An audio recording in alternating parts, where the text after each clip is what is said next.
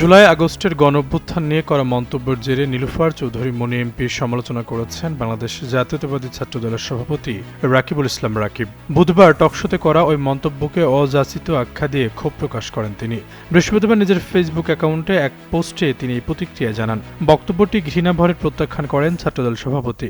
Facebook পোস্টে রাকিবুল ইসলাম রাকিব উল্লেখ করেন, নীলুফার চৌধুরী মনি দীর্ঘ সময় ফ্যাসিবাদ বিরোধী আন্দোলনে সক্রিয় ছিলেন এবং গণতান্ত্রিক বাংলাদেশ বিনির্মাণে তার ভূমিকা অনস্বীকার্য।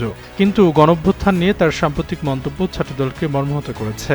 রাকিব বলেন, মনি আপা জুলাই আগস্টের যে চেতনা ধারণকারী দেশপ্রেমিক রাজনীতিবিদ হিসেবে পরিচিত, সেই অবস্থান থেকে এমন বক্তব্য প্রত্যাশিত না। তিনি আরও বলেন, গণঅভ্যুত্থান নিয়ে নীলুফার চৌধুরীর মনিকে ভবিষ্যতে আরও সংযত আচরণ ও শ্রদ্ধা প্রদর্শন করার প্রত্যাশা রাখে ছাত্রদল।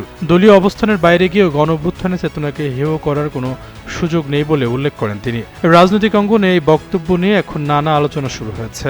ছাত্রদল সভাপতির এই ফেসবুক পোস্টের প্রেক্ষিতে এখন পর্যন্ত নীলুফার চৌধুরী মনির কোনো আনুষ্ঠানিক প্রতিক্রিয়া পাওয়া যায়নি।